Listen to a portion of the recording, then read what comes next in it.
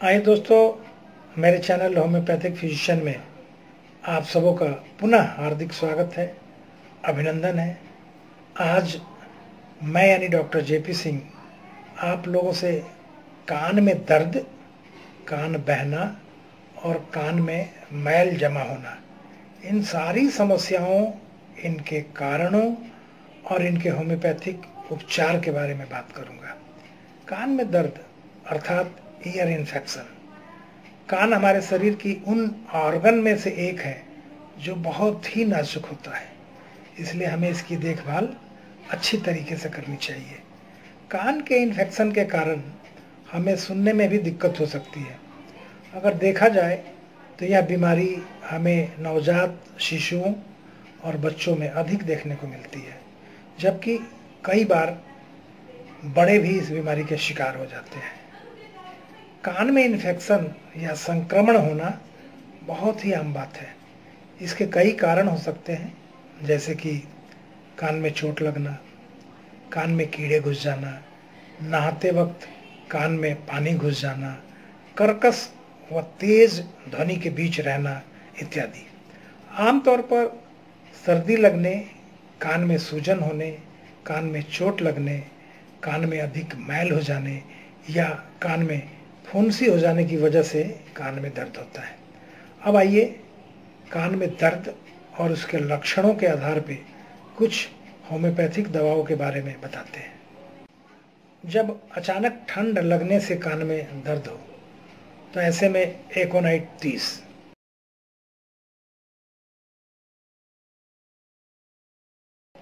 जी हाँ दोस्तों, ऐसी परिस्थिति में एकोनाइट 30 हर 2 घंटे पर आराम होने तक लेते रहना चाहिए। जब दर्द असहनीय हो और गर्म सेक से बढ़ता हो तो ऐसी परिस्थिति में कैमोमिला 30,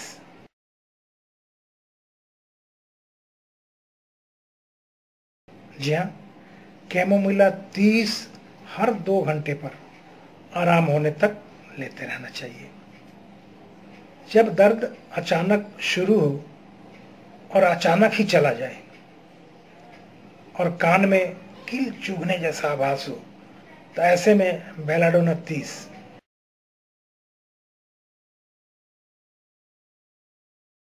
जी हाँ, ऐसे में बेलाडोना 30 हर 2 घंटे पर आराम होने तक लेते रहना चाहिए। दोस्तों, कान का दर्द अचानक हो, कुछ देर तक टिका रहे या अचानक गायब हो जाए तो ऐसी परिस्थिति में बेलाडोना को ना भूलें। ऐसी परिस्थिति के लिए बेलाडोना रामबाण औषधि है। जब कान बहता हो और कान के श्राव से खट्टी बदबू आए, कान में फुंसी हो तो ऐसे में हिपर सल्फर 30,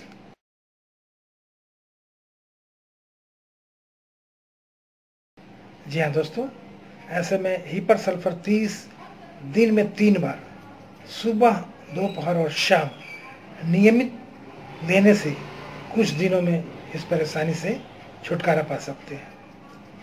उपरयुक्त तमाम लक्षणों के साथ मुलेन आयल,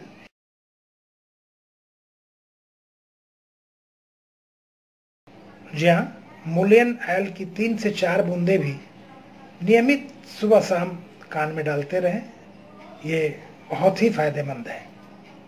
अब आइए कान बहने और उसके उपचार के बारे में बात करते हैं। यह बीमारी भी कई कारणों से होती है। कान का पर्दा फट जाने से, कान में फुंसी होने से। एक खास बात यह है कि खसरा ठीक होने के बाद कान बहने की संभावना अत्यधिक बढ़ जाती है।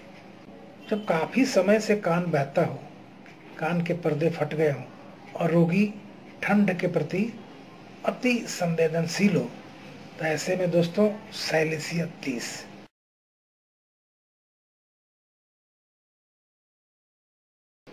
जी हाँ, सैलिसिया 30 दिन में 3 बार और साथ में सैलिसिया 12X,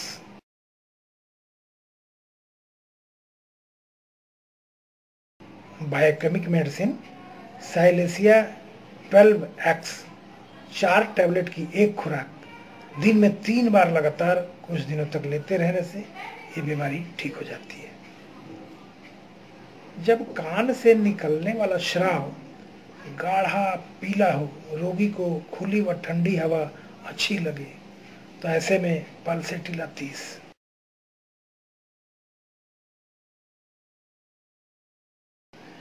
जी हाँ दोस्तों, ऐसे में पल्सेटिला 30 दिन में 3 बार नियमित कुछ दिनों तक लेते रहना चाहिए। जब इन्फेक्टेड कान की तरफ लेटा ना जाए, यानी कि दर्द इतना हो कि उस कान की तरफ होकर आप लेट ना पाए और ठंड से तकलीफ बढ़े, तो ऐसे में हिपरसल्फर 30।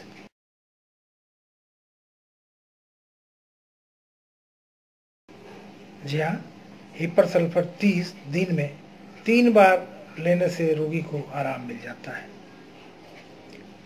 जब ज्यादातर दवाओं का असर ना हुआ हो और कान से बहने वाला श्राव अधिक बदबूदार हो, तो दोस्तों ऐसे में सुराइनम 1M।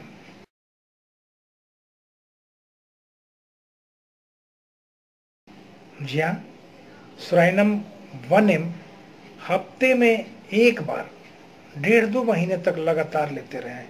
इससे आपको अप्रत्याशित लाभ मिलता दिखेगा। जब कान से निकलने वाला श्राव काफी चिपचिपा हो, तो उस रोगी को कैलीबाइक्रोम 30।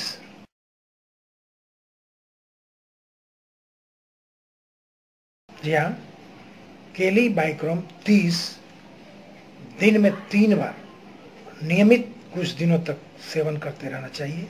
इससे रोगी को अप्रत्याशित लाभ मिलेगा। अब आइए दोस्तों, कान के मैल को साफ करने की कुछ दवाएं हैं जिन्हें उनके लक्षणों के हिसाब से बताने की कोशिश है हमारी। जब कान में मैल अप्राकृतिक रूप से काफी मात्रा में जमा हो जाए, तो ऐसे में कॉस्टिकम 30।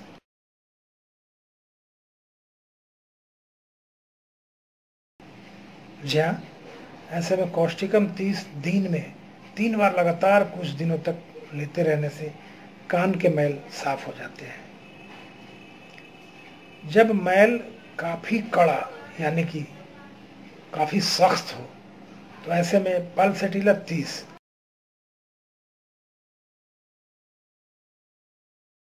जी हाँ, ऐसे में पल्सेटिला 30 दिन में 3 बार नियमित कुछ दिनों तक लेते रहने से मैल मुलायम होकर बाहर आ जाता है। जब मैल का रंग पीली आभा लिए हुए सफेद हो, तो ऐसे में लैकासिस 30।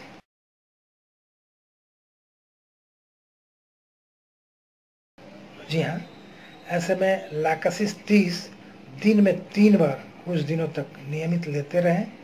इससे इस परेशानी से छुटकारा मिल जाएगा। जब मैल का रंग लाल हो, तो ऐसे में कोनियम 200।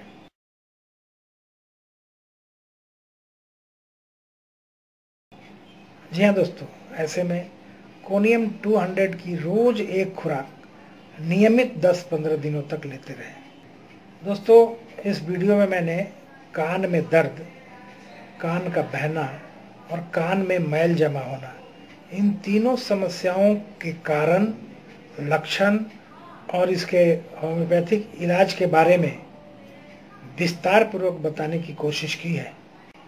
अगर आप वाकई इन तीनों में से किसी एक समस्या से भी परेशान हैं, तो इस वीडियो को पूरा देखें।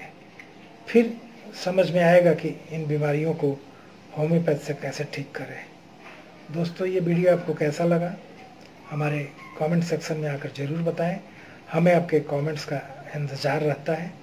अगर आप अभी तक हमारे इस चैनल को सब्सक्राइब नहीं किए हैं, तो प्लीज़ मेरे चैनल को सब्सक्राइब करते चलें, साथ ही बगल की बेल आइकन को भी दबा दें, ताकि मेरा हर वीडियो का नोटिफिकेशन आपको समय समय पर मिलता रहे। Thanks to all. आइए मिलते हैं अगले एपिसोड में एक और नई बीमारी और उसके होम्योपैथिक उपचार के साथ।